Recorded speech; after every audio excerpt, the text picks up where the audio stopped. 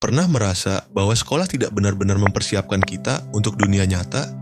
Ya, saya pun merasakannya. Di luar tembok sekolah, ada kenyataan yang tak banyak dibahas di kelas, dan itu sangat krusial untuk kelangsungan hidup kita.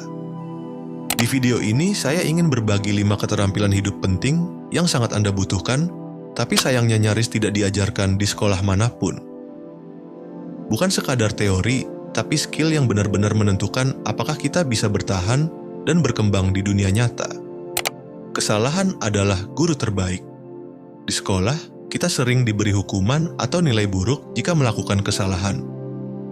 Hal ini menciptakan mindset bahwa gagal adalah aib, bukan bagian dari proses belajar. Padahal, dalam kehidupan nyata, justru dari kesalahan-kesalahan itulah kita menemukan cara yang paling efektif untuk bertumbuh. Bayangkan jika seorang ilmuwan takut salah saat melakukan eksperimen.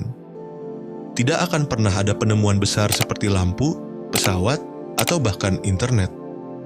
Di balik setiap kegagalan, selalu ada pembelajaran yang tidak bisa didapatkan dari teori semata. Dunia nyata tidak memberi nilai angka, ia memberi pengalaman, dan pengalaman itu adalah guru yang paling keras, tapi juga paling jujur. Oleh karena itu, penting bagi kita untuk mulai memandang kesalahan sebagai informasi, bukan hukuman.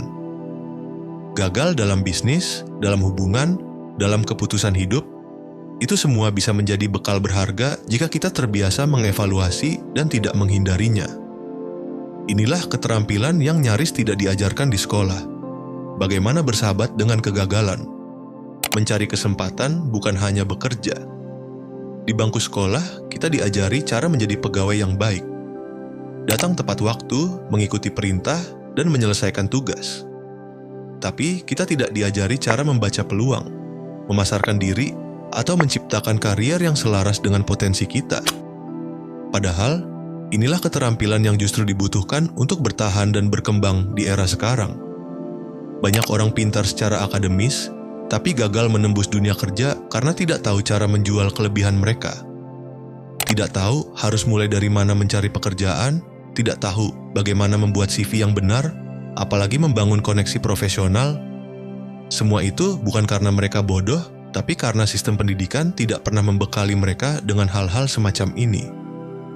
Lebih dari itu, di zaman digital seperti sekarang, kesempatan bisa datang dari mana saja. Media sosial, komunitas, proyek-proyek sukarela, atau bahkan obrolan santai di kafe. Tapi, kalau kita tidak dibekali mental pencari peluang, bukan sekadar pelaksana perintah, kita akan ketinggalan jauh. Dunia kerja hari ini lebih menghargai inisiatif dan kreativitas, bukan sekadar kepatuhan, melek keuangan. Bayangkan seseorang yang mendapat gaji besar, tapi tidak tahu cara mengelola uang.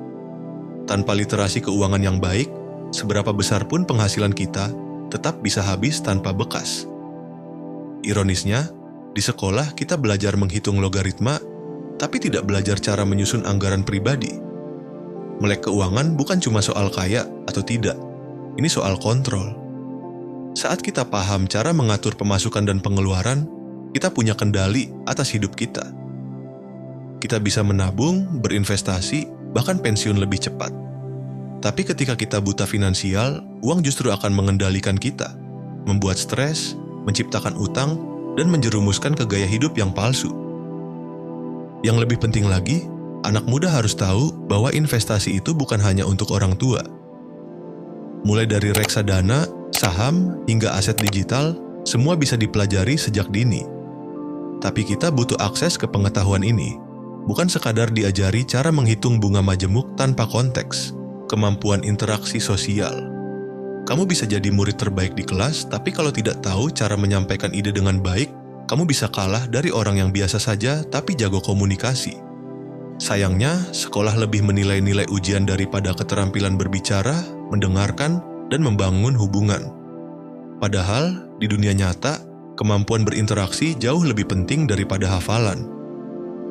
Dari wawancara kerja, rapat tim, hingga presentasi ide ke klien, semuanya membutuhkan komunikasi yang kuat.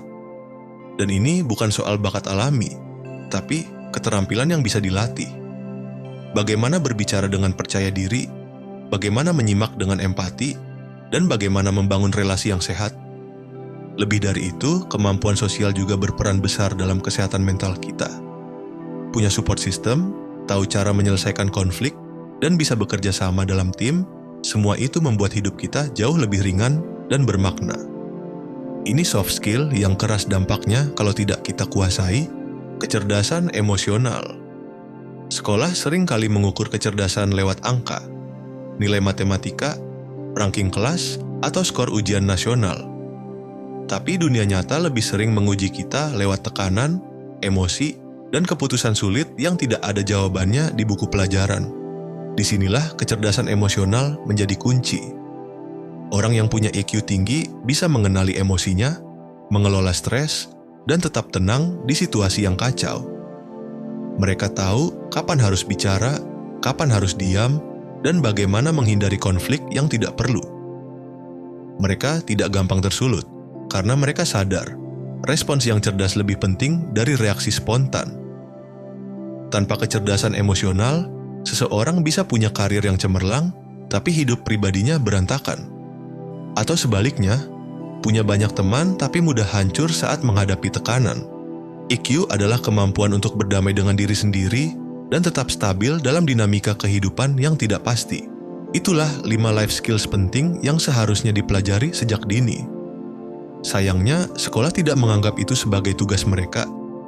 Tapi sekarang kita tahu, dan sekarang tanggung jawab ada di tangan kita. Mulailah pelajari, praktikkan, dan bagikan. Karena hidup tak hanya soal nilai di rapor, tapi bagaimana kita bisa hidup sepenuhnya